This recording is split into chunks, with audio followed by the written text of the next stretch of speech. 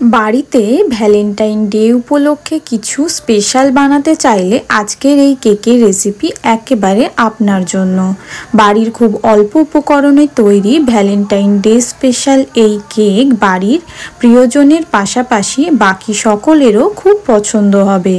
আশা করি কেকের এই রেসিপি আপনাদের ভালো লাগবে। রেসিপি ভালো লাগলে চ্যানেল সাবস্ক্রাইব করবেন। চলুন তাহলে ভিডিও শুরু করি। আপনাদের সবাইকে স্বাগত জানাই।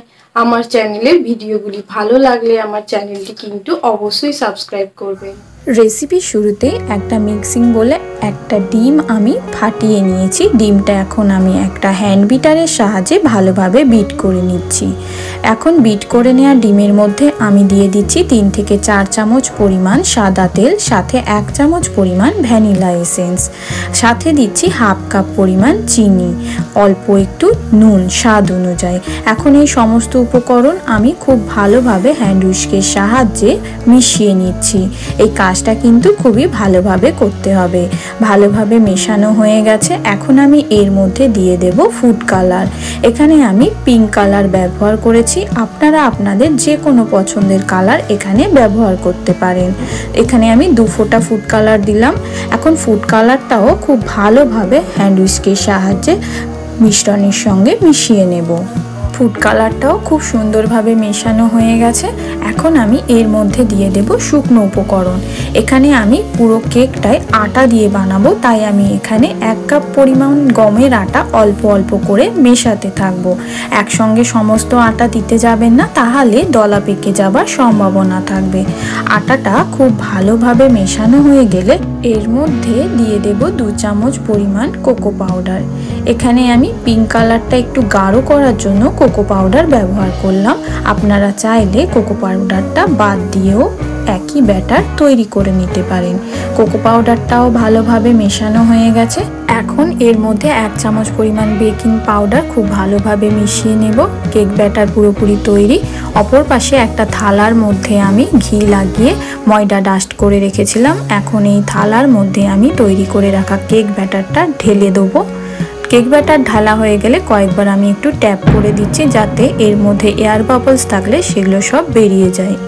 এখন প্রিহিট করা প্যানের মধ্যে আমি কেক ব্যাটারটা বসিয়ে দিয়ে ঢাকা দিয়ে দেব 15 মিনিটের জন্য। ফিরে আসছি 15 মিনিট পর। কেক যতক্ষণ তৈরি হচ্ছে অপর পাশে আবার একটা মিক্সিং বলে আমি 2টো ডিম ফাটিয়ে নেব।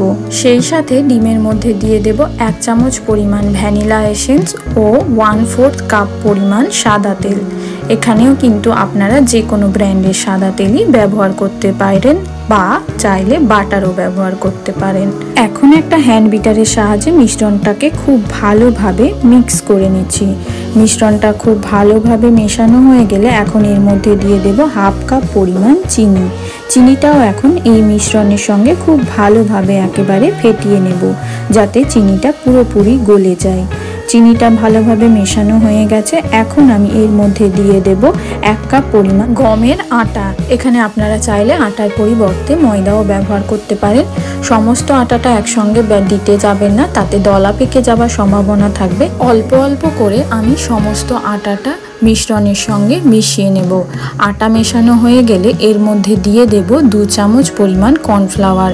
এই কর্নফ্লাওয়ার ব্যবহার করলে কেকটা কিন্তু খুবই সফট সাথে জালিদার হয়, তাই অবশ্যই কর্নফ্লাওয়ার ব্যবহার করার চেষ্টা করবেন।